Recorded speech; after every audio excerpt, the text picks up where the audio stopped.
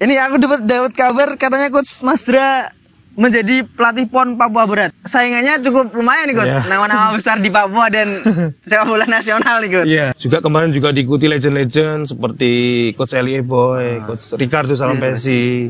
Papua Barat ini nanti kalau kita sudah bentuk, ini bisa jadi salah satu gambaran timnasnya Perancis di Indonesia. Nah, itu keyakinan saya. Perancisnya Papua nih.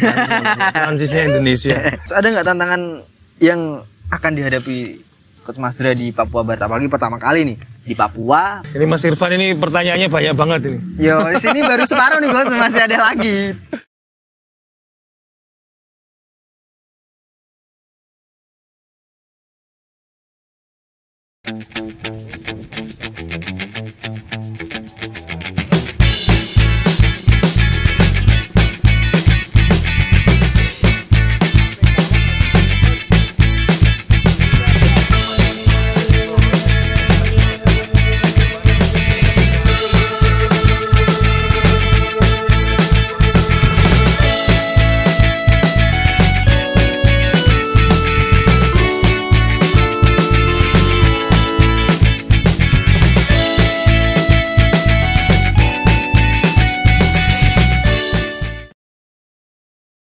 Halo Sobat Radar, kembali lagi di podcast Radar Bojonegoro.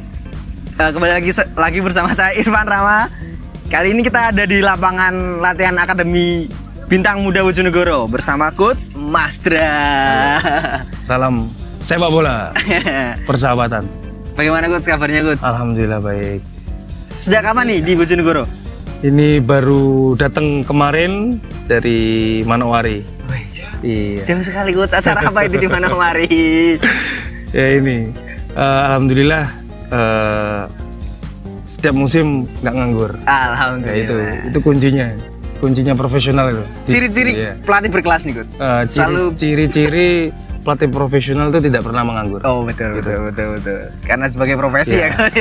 Kalau kelas atau enggak ini kan bergantung dengan prestasi yang dicapai. Amin. Jadi kita tetap harus rendah hati gitu.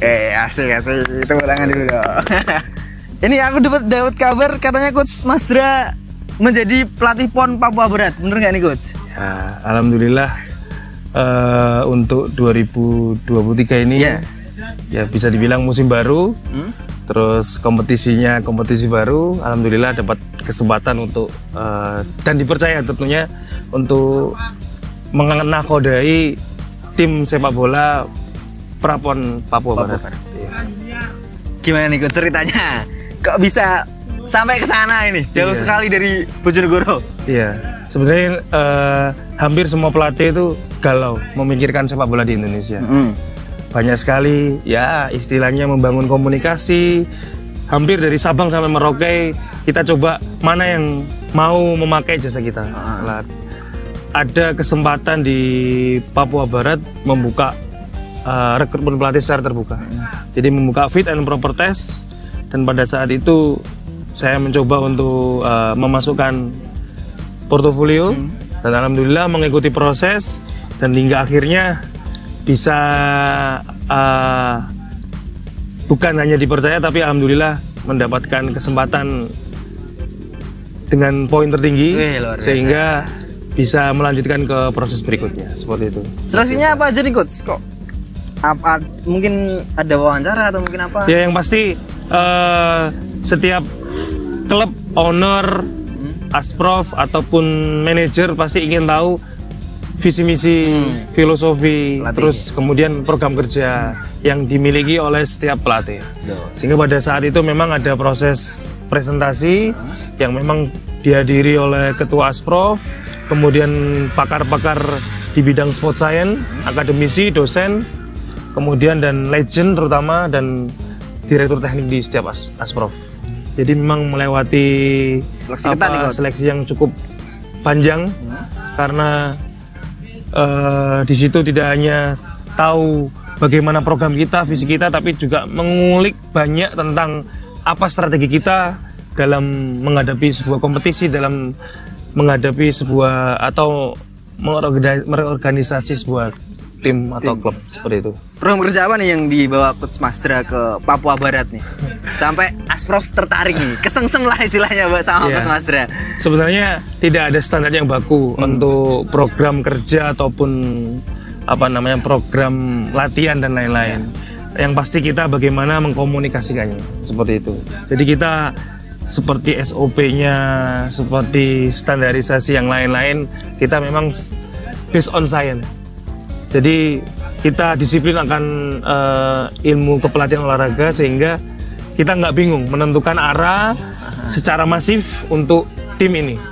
Sehingga itu yang mungkin bisa diterima secara akal sehat oleh mereka. Seperti itu. Kemarin aku lihat juga saingannya cukup lumayan nih, Coach. Nama-nama besar di Papua dan sepak bola nasional nih, Coach. Iya. Kalau kita bicara kompetitor memang di Indonesia ini kaya akan pelatih yang hebat. Betul. Ya. Dari Sabang hingga Merauke. Juga kemarin juga diikuti legend-legend seperti Coach Elie Boy, Coach Ricardo Salampesi. Kemudian ada dari Maluku itu ketua APSI-nya juga. Kemudian ada instruktur PSSI pun juga mengikuti proses seleksi ini. Yang artinya ini bukan sesuatu hal yang mudah gitu ya. Tapi setidaknya ini menjadi pengalaman baru bagi saya secara pribadi. Karena baru kali ini kan mengikuti prosedur atau proses seleksi atau rekrutmen pelatih. Sebelumnya kan langsung dikontak oleh manajer untuk langsung istilahnya negosiasi. Jadi istilahnya ini pengalaman yang baru dan pengalaman yang cukup berharga. Tim prapon pertama juga nih yang dilatih. Ya, ini tim prapon pertama ya bisa dibilang kalau kita lihat dari berbagai tim prapon yang lain, bahkan mungkin mohon maaf kalau seperti Jawa Timur kan ini juga belum persiapan. Ya, betul. Jadi kalau kita lihat dari keseriusan dari prapon Provinsi Papua Barat ini cukup tinggi, antusiasnya juga tinggi.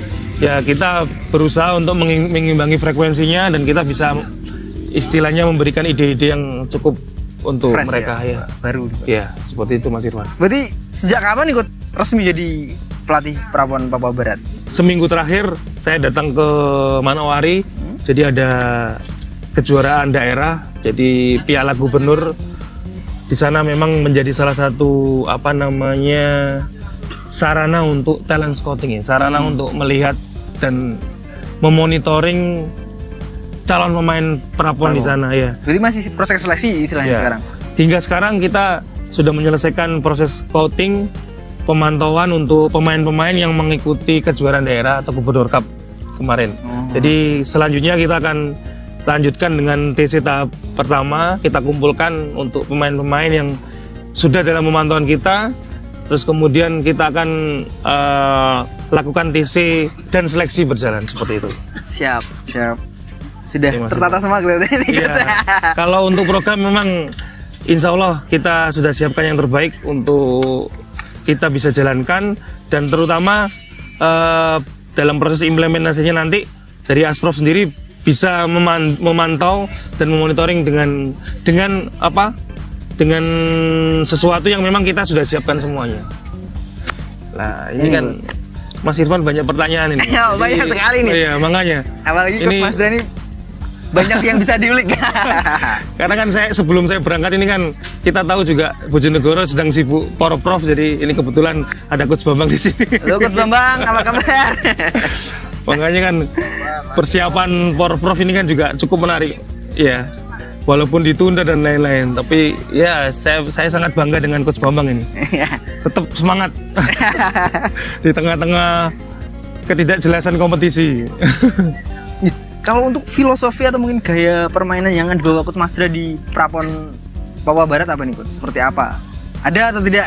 Atau mungkin masih rahasia?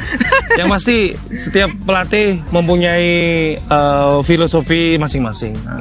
Itulah sebenarnya keunikan dari setiap pelatih. Dan itu bisa menjadi gambaran bahwa pelatih itu mempunyai karakter seperti apa. Betul. Ada yang pelatih yang mempunyai karakternya full attack, menyerang, menjadi salah satu senjata untuk menang. Betul. Ada yang memilih bertahan, dan untuk memenangkan pertandingan dia membutuhkan fighting spirit yang lebih dan lain-lain. Yang pasti saya juga punya, ya saya berharap nanti di kompetisi kualifikasi atau prapon ini bisa mendeskripsikan dalam sebuah permainan yang nanti dalam masa persiapan ini kita akan bangun. Dari saya sendiri, kita bisa garis bawahi bahwa defense is hard work. Artinya adalah bertahan adalah bekerja keras. Sedangkan attack is fun. Menyerang itu menyenangkan. Berarti itu dua hal yang saya akan bawa, bahwa tim yang saya pegang fokusnya ya itu tadi. Kalau defense kerja keras, hard work, ya kalau attack is fun. Seperti lagi nanti pilihan pemain ya. Yang pasti yang perlu digarisbawahi dan dicetak tebal adalah bagaimana kita bisa clear filosofi. Jadi message-nya adalah delivered ke pemain. Ya. Supaya clear filosofi sehingga instruksi, sehingga taktik bisa dijalankan dengan baik oleh pemain. Itu kuncinya, Mas Irfan. Dari filosofi ini mencari pemain yang sesuai filosofi ini atau menyesuaikan filosofi ini dengan keadaan pemain yang di sana, Coach? Iya. Inilah salah satu keuntungan dari pelatih ketika kita proses rekrutmen dilibatkan. Karena ketika proses rekrutmen ini tanpa kita, bahkan ada yang tim yang sudah ada pemain baru ada pelatih. Nah, itu agak sedikit susah. Tapi ini mulainya sudah berurutan. Mulai dari pelatihnya dulu, terus kita talent scouting, kita cari sesuai pemain yang sesuai dengan karakter kita, dengan filosofi kita. Yang pasti yang ada di Papua Barat sangat mudah untuk disesuaikan. Artinya sudah, kita nggak usah berbicara faktor X yang lain, kita fokus bahwa apa yang sudah ada di depan kita bisa kita memanfaatkan dengan sebaik-baiknya. Ya, targetnya satu, lolos babak utama. Ya. Bentar, Coach, minum dulu. Ya, kita break. Cukup panjang nih perbincangan. Sambil kita melihat di background kita ada pesepak bola, calon pesepak bola muda Indonesia dari berlatih di Akademi Bintang Muda Bojonegoro. Ada usia 12-13, dan kemudian ada usia 14, 15, 16. Lengkap juga nih, Coach. Ya, untuk lengkap. Kita di harus, akademi. Ya, kita harus berusaha untuk mencukupi kelas yang ada.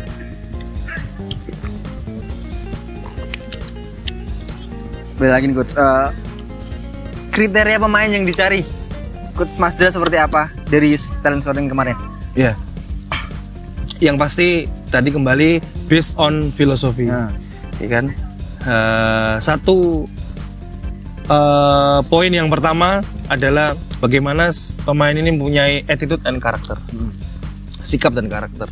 Itu yang paling utama, nomor satu. Jadi supaya apa? Supaya di nomor 2-nya coachable. Coachable itu mudah dilatih, mudah menerima instruksi, dan bisa menjalankan taktik yang kita berikan.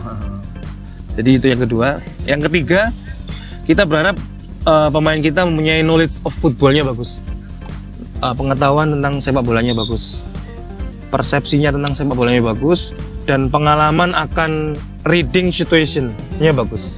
Karena mau nggak mau kita harus memberikan dan membantu pemain untuk mendapatkan knowledge-nya, persepsi, sehingga saat bermain di lapangan mereka tidak mengalami kesulitan. Seperti itu. Yang berikutnya, yang pasti kita harus memastikan bahwa pemain bisa decision making, membuat keputusan. Kenapa harus seperti itu? Karena mau nggak mau di lapangan dia harus berbuat sesuatu. Untuk berbuat sesuatu dia harus mengambil keputusan dengan tepat dan cepat. Nah, ya kan? Itu yang pasti. Yang berikutnya, yang pasti adalah aksi-aksi sepak bola. Bagaimana skill, teknik, taktik seorang pemain sepak bola, ya kan? Kalau teknik aja kurang, karena kita butuh skill di lapangan. Kalau teknik tanpa ada lawan, kalau skill bagaimana dia the right time, the right place. Seperti itu. Dan yang berikutnya, yang terakhir, kita berusaha semaksimal mungkin mencari pemain yang mempunyai fitness performa yang bagus. Fisik nih. Nah, keuntungannya di sini Papua Barat ini sangat kaya akan talenta. Terutama kalau kita bicara fisik itu sudah nggak perlu diperdebatkan lagi. Ya, terkenal secara sekali kekuatan, ya kan, kita bilang kita mau powernya luar biasa, ya kan. Yang menarik lagi ini kaitannya dengan antropometri. Jadi bentuk tubuh. Ya, ini sangat penting ya. Di era sekarang sepak bola modern memang kita lihat di berbagai negara ya. Vietnam.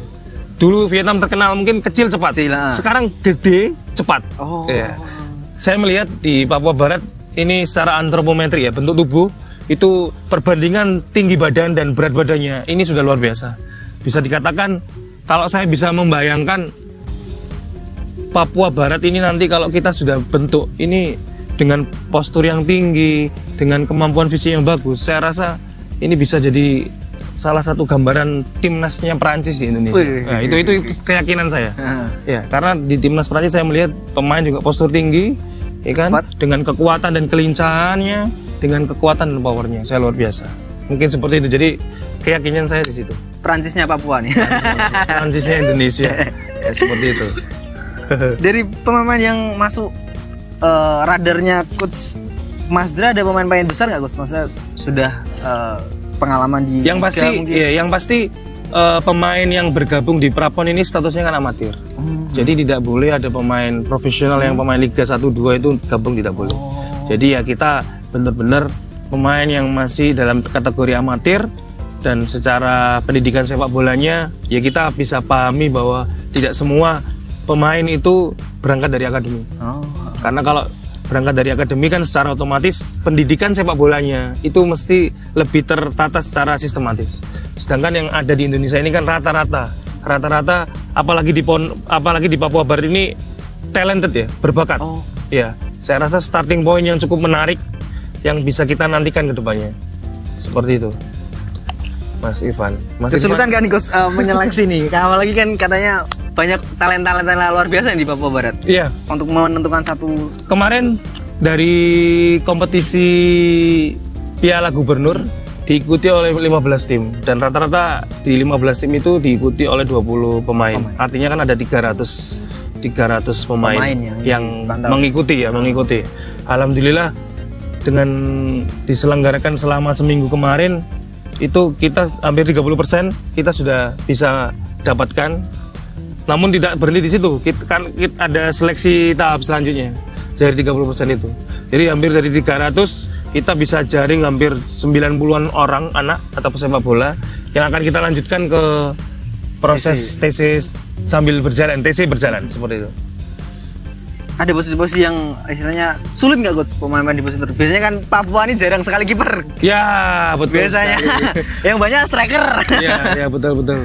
Memang kalau kita berbicara posisi, target saya secara pribadi memang tadi di setiap posisi itu mempunyai keunggulan di postur, di antara pemain bentuk tubuh tadi ya. Namun yang memang jadi catatan bagi kami adalah belum bisa melihat secara lebih tentang posisi penjaga gawang. Memang kalau di Papua informasinya kan selain memang penjaga gawangnya nggak ada, memang pelatih penjaga gawangnya nggak ada. Dari segi pembinaan juga kurang berarti. Masih perlu kita tingkatkan lagi. Makanya ini tapi dari pertandingan di Piala Gubernur kemarin kita sudah bisa melihat kok. Memang sulit untuk mencari kiper atau penjaga gawang di Papua, tapi saya rasa ada beberapa penjaga gawang yang kita akan coba tingkatkan potensinya. Seperti itu Mas Irfan. Untuk tim pelatihnya sendiri siapa saja nih Coach? Selain jenengan sebagai head coach saya istilahnya. Iya, saya beruntung karena yang pertama kalau Mas Irfan tahu salah satu legenda sepak bola juga dari Papua, ada Coach Martin Tau. Beliau besar di Arema Indonesia ya, Arema Malang atau Arema Indonesia.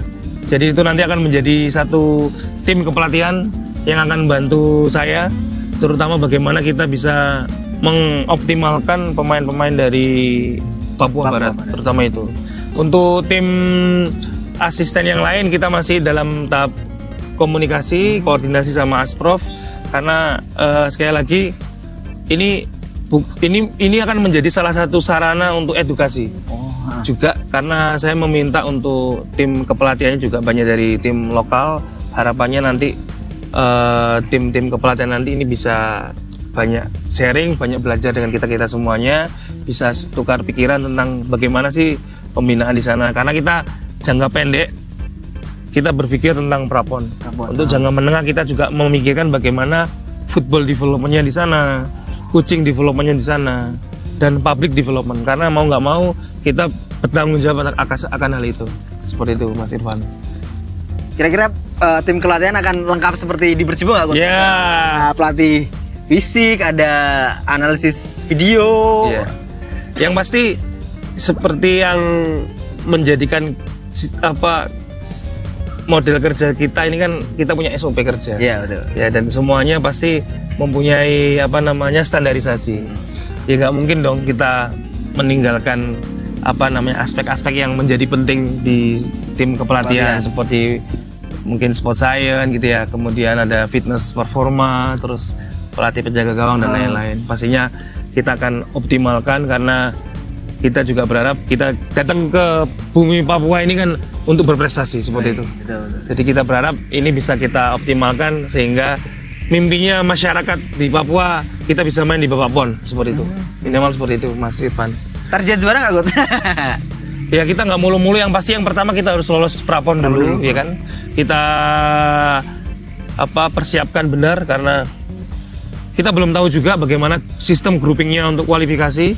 Tapi yang berharap dari prapon sebelum-sebelumnya tidak jauh beda sih sepertinya. Mungkin lawan-lawan kita juga seperti Maluku Utara seperti itu. Jadi kita optimis kita bisa tampil optimal, maksimal, dan bisa lolos babak kualifikasi. Amin. Semoga lolos tercapai ikut targetnya. Amin, tuh yang kita harapkan bersama. Ini Mas Irfan, ini pertanyaannya banyak banget ini. Yo, di sini baru separuh nih, Gus, masih ada lagi. Lah ya. Siapkan jawabannya. Pulang Bojonegoro saya yang tanya ini tentang sepak bolaan Bojonegoro mestinya ini. Ya ini fokus PON dulu. Nanti untuk bahas Bojonegoro ada lagi. Ya, untuk tantangan, Coach, ada nggak tantangan yang akan dihadapi Coach Masdra di Papua Barat, apalagi pertama kali nih di Papua, pertama kali membesut prapon. Iya. Kalau secara teknis kita sama-sama tahu ya, kita menghadapi pemain-pemain Papua ini kan sepertinya agak berbeda dengan daerah-daerah lain, karena memang mereka punya karakter yang kuat. Karakternya kuat dalam arti keras ya. Itu kan menjadi salah satu, kalau kita bisa bicara bagaimana sih pesepak bola Papua, pasti yang identik dengan yang kita tahu pasti keras, ngotot, ngeyel gitu ya.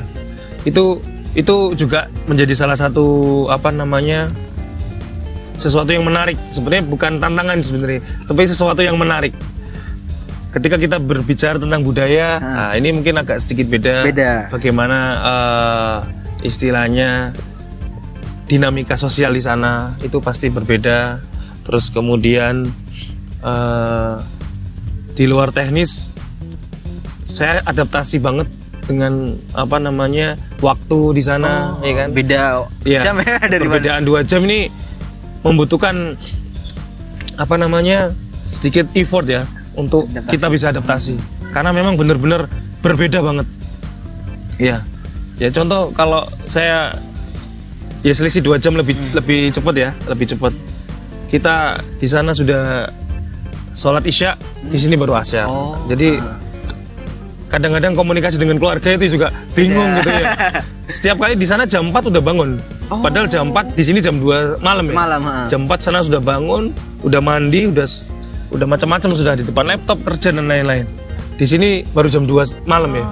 Yang jam 2 di sini kita masih tidur aja gitu ya. Jadi kecepatan gitu ya. Makanya akhirnya pas waktu pulang ke sini kemarin juga kembali lagi nih, adaptasi lagi gitu ya. Waktunya. Jam 6 gitu ya, 6 malam udah ngantuk. Padahal di sana jam 8, di sini jam 6 itu udah ngantuk sudah, aduh.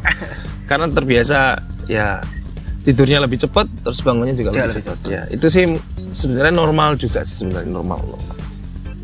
Udah sedikit terkait PON, Coach. Aku pengen tahu nih, perbedaan kultur sepak bola atau mungkin pembinaan di sana daripada di Bojonegoro lah pastinya. Seperti apa? Ada mungkin perbedaan, mungkin ada sisi baik, sisi buruk dari kedua wilayah. Jadi seminggu saya di sana banyak diskusi sama legend, banyak diskusi dengan orang Asprof, banyak diskusi dengan pembina-pembina olahraga ya, terutama sepak bola.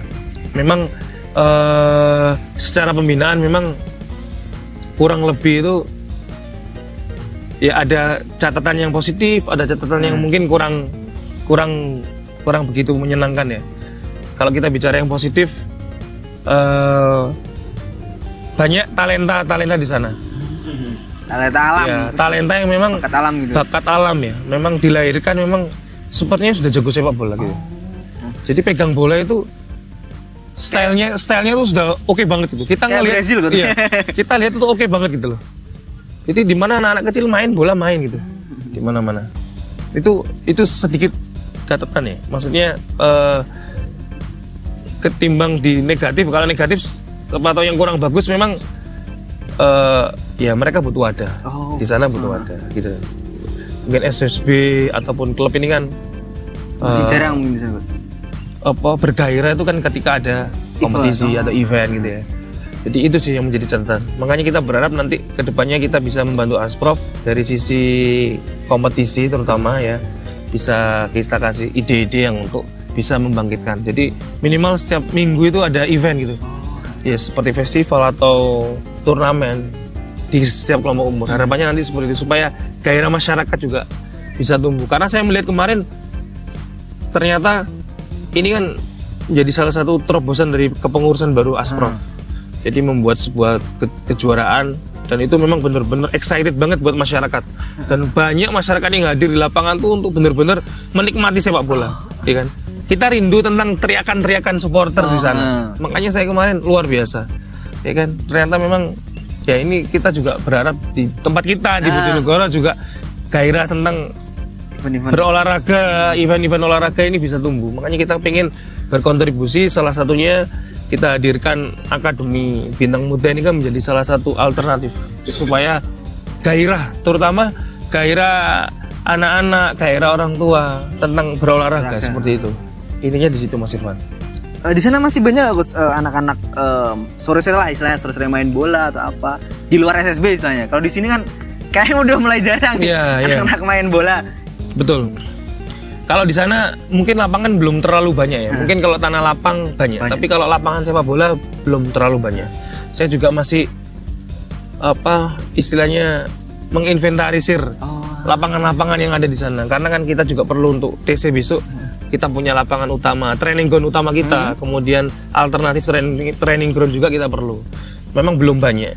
Cuman kalau kita bicara ada sedikit lahan, memang anak-anak di sana rata-rata juga main bola.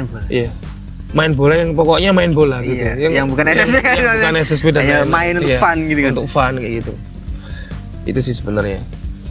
Mungkin ada hal baik yang dari Papua Barat yang bisa dibawa ke Bojonegoro atau mungkin hal baik Bojonegoro yang bisa dibawa ke Papua Barat, Coach. Iya. Tahun ini tahun yang saya rasa tahun pembangunan ya. Tentang sepak bola kita di Indonesia. Dengan dipilihnya Pak Ketua Umum baru, kemudian banyak terobosan-terobosan baru. Salah satunya kita akan melihat pertandingan event kelas dunia yang nantinya. Ini kan jadi salah satu sebenarnya suatu harapan baru sebenarnya untuk sepak bola kita. Jadi antusias, ya kan, passion serta komitmen ini semoga ini bisa tersebar ke seluruh Indonesia terutama stakeholder yang benar-benar menangani federasi kita sepak bola. Saya yakin dengan era baru, pembangunan baru ini bisa benar-benar masif ke daerah-daerah, sebenarnya bukan hanya Papua ya, tapi di Jawa Timur, di semua provinsi benar-benar terbangun supaya pemerataan kompetisi, pembinaan ini bisa berjalan juga dengan baik, dan juga kita tidak lupa bahwa sumber daya kepelatihan juga menjadi kunci untuk pembangunan sepak bola di masa mendatang. Jadi saya berharap federasi bagus, kemudian tim pelatih ya, karena tim pelatih ini adalah tim yang jadi gurunya anak-anak main bola, makanya harus benar-benar mencerminkan role model yang baik, terbaik versinya anak-anak, sehingga dicontoh, kemudian dari akar, dari grassroots, youth hingga top level ini bisa menjadi suatu keberlangsungan ataupun connected semua dari bawah ke atas bisa lebih bagus, lebih kuat seperti itu Mas Irfan. Yang tadi Coach, apa yang bisa dibawa dari Bojonegoro ke Papua mungkin jaringan di sana atau mungkin di Papua ya? Untuk saat ini memang tadi saya jawab secara general, secara fundamental. Kalau kita bicara secara spesifik apa yang bisa kita bawa dari Papua, saya pikir kita berharap di Bojonegoro punya talenta. Sebenarnya tidak kalah dengan daerah-daerah yang lain. Mungkin kita contoh di Papua. Saya melihat di Bojonegoro punya talenta juga yang sebenarnya bisa dioptimalkan.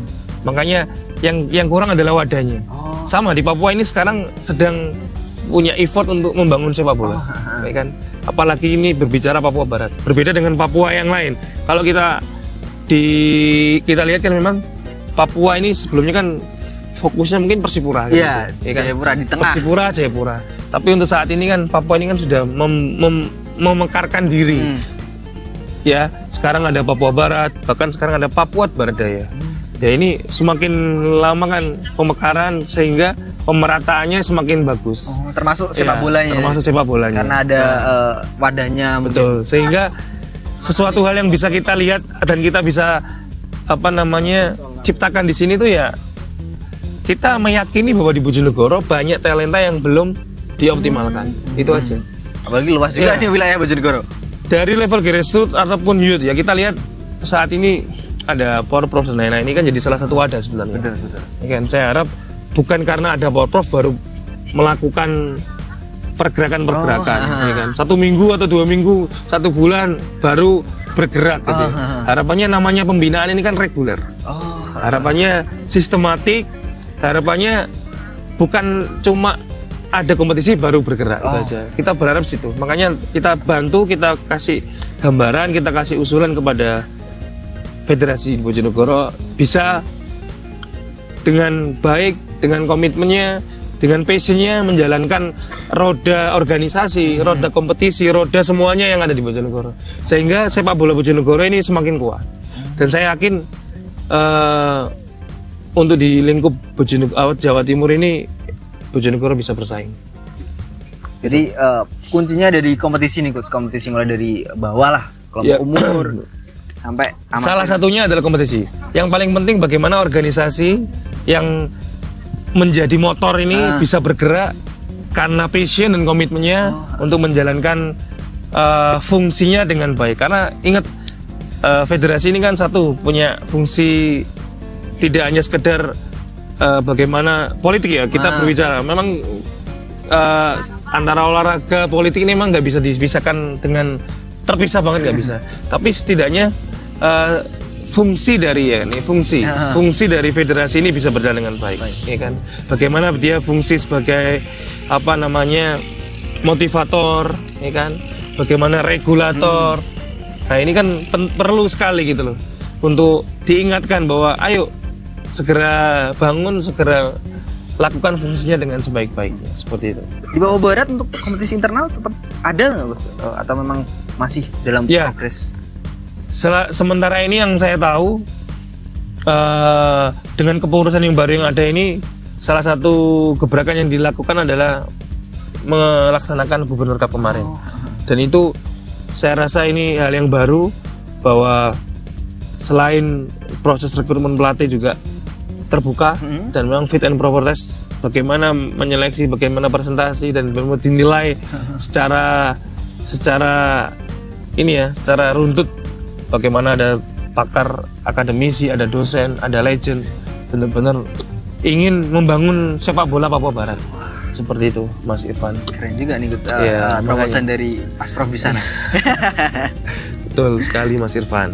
Mungkin itu juga yang bisa dibawa ke Bojonegoro, Coach. Seleksi terbuka terkait mungkin pelatih pro-prof atau mungkin klub-klub amatir di Bojonegoro, Persibo mungkin, BFC. Ya. Kuncinya bagaimana federasi menyiapkan database semuanya, database pemain, database pelatih, ya kan, database kompetisi atau yang lain-lain. Ini sangat penting karena dari situ kita bisa lihat referensi, kita bisa menjadi rujukan dan starting point-nya jelas, sehingga kedepannya dari ASKAP Kabupaten PSSI Kabupaten Bojonegoro ini bisa lebih baik, seperti itu. Apalagi juga melibatkan akademisi juga. Iya pasti, apalagi stakeholder yang ada di Bojonegoro ini kan yang berkaitan dengan olahraga, ada kampus olahraga kita punya, terus kemudian dinas pemuda olahraga kita punya KONI yang harapannya bersinergi jadi satu, terus kemudian bisa membangun bukan hanya sepak bola tapi olahraga di Bojonegoro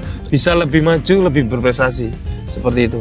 Jangan sampai kita melihat atau mendengar kabar ada kompetisi multi event ataupun single event yang kemudian nggak ikut karena masalah dana. Nah ini kan jadi apa, salah satu hal yang nggak enak gitu. Iya, Mas. Karena atlet itu akan bosen latihan terus gitu Mas Irfan ya. Pasti butuh harus ikut event-event kompetisi yang membuat dia juga apa namanya gairahnya juga tumbuh seperti itu Mas Irfan. Ini Coach, dampak dari atau tidak adanya kompetisi buat pemain muda lah istilahnya dari kelompok umur sampai usia-usia tertentu mungkin. Ya, ini syarat mutlak ya. Syarat mutlak untuk mencapai prestasi tertinggi itu salah satunya memang kompetisi. Harus ada wadahnya untuk apa namanya evaluasi ya kan ya. Nah, jangan lupa kita mempunyai faktor X yang lain yang perlu kita pikirkan kan gitu.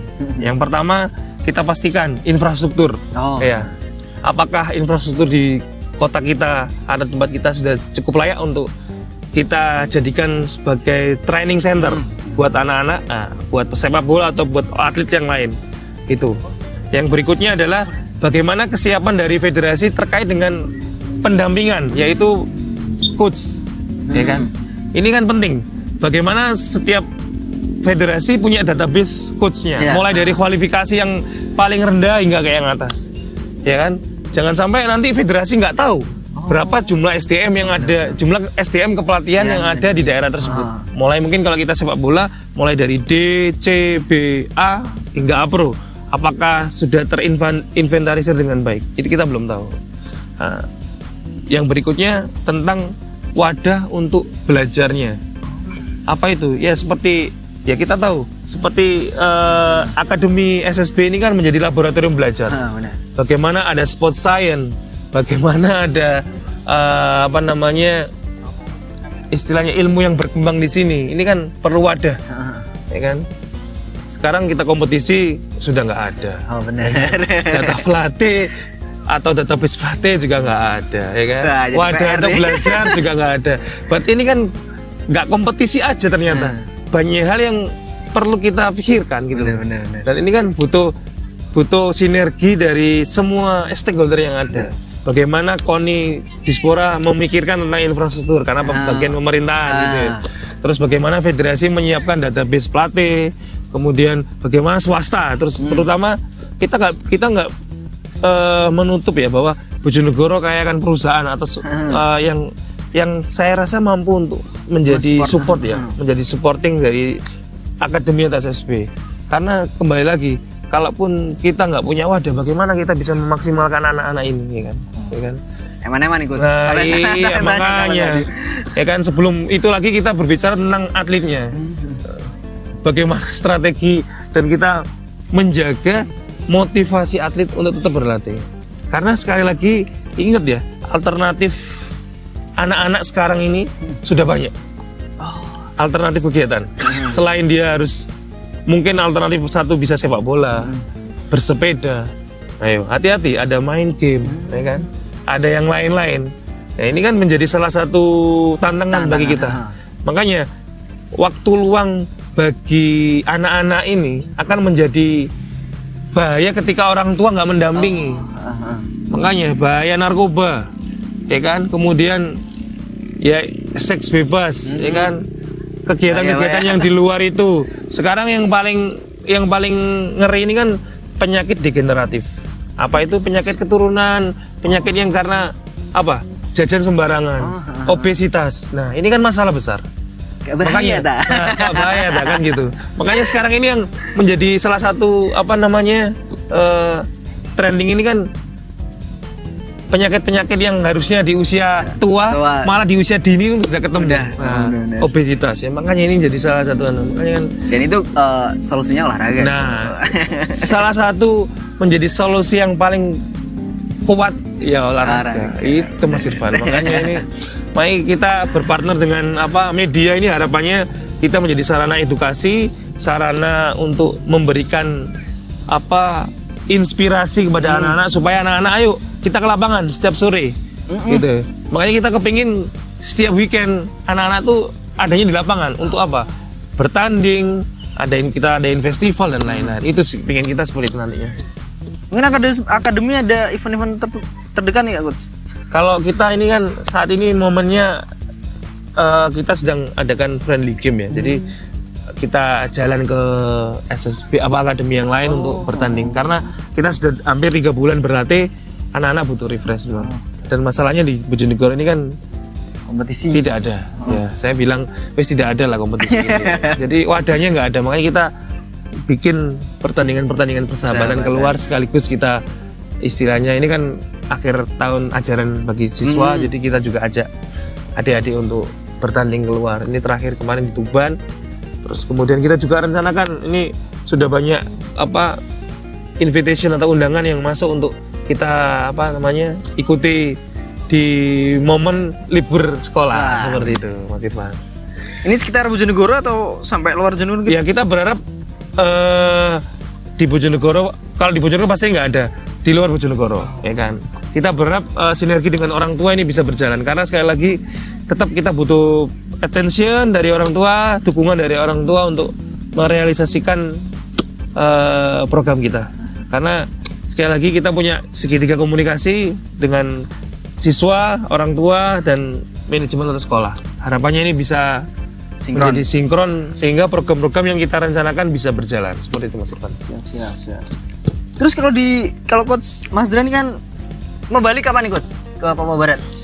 Iya, saat ini setelah kompetisi atau turnamen di Papua Barat kita istirahatkan untuk pemain libur sehingganya satu minggu. Setelah itu kita akan balik lagi. Jadi kemungkinan besar 1 minggu dari kemarin itu mungkin dari minggu depan sudah mulai balik. Terus persiapan untuk TC tahap 1 untuk TC berjalan. Itu sih Mas Irfan. Terus kesibukan di akademi gimana nih? Ditinggal dulu atau? Iya, kalau saya di sini kan sebagai direktur teknik sudah menyusun semua program yang itu sudah kita diskusikan dengan tim pelatih. Makanya kita di akhir tahun pelajaran ini kita sesuaikan untuk banyak pertandingan karena banyak libur juga. Jadi intinya kan satu, program kerja kita sudah clear dengan manajemen, kemudian kita sesuaikan dengan jadwal-jadwal anak-anak sekolah juga, dan yang pasti target dari kita ini kan selama 6 bulan pertama ini kita tetap satu. Yang pertama kita komitmen ini dan konsisten ini bisa kita jaga, karena ketika sudah 6 bulan berjalan ini kita bisa memastikan bahwa komitmen dan konsisten ini bagus, saya yakin percaya bahwa akademi ini akan bisa berjalan hingga keberlanjutan akademi ini akan tahan lama. Amin. Ya, sustainable menjadi salah satu target kita karena sustainable yang membuat kita terus untuk tetap bertahan di sini. Keberlanjutan ini seperti itu Mas Irfan. Siap. Ya kan? Aduh, udah panjang banget nih ngobrol sama Coach Mas Dra. Iya. Antep-antep ini bahasanya. Berat. Kayaknya segitu dulu deh Coach. Ya. Apalagi udah sore juga nih. Mungkin Coach Mas Dra juga mau ikut ngelatih. Siap. Demikian teman-teman ngobrol-ngobrol kita sama Coach Mas Dra. Sampai jumpa Coach di kesempatan Mas Irfan, terima kasih banyak. Bertemu selanjutnya kita ngobrol-ngobrol lagi. Selamat jalan mungkin besok kalau balik ke Papua. Siap. Sukses terus buat Amin. Prapon Papua Barat. Amin. Buat teman-teman jangan lupa subscribe terus channel kita. Tonton terus video kita. Tunggu informasi terupdate tentang Bojonegoro di Radar Bojonegoro. Terima kasih, sampai jumpa. Oke, salam sepak bola persahabatan.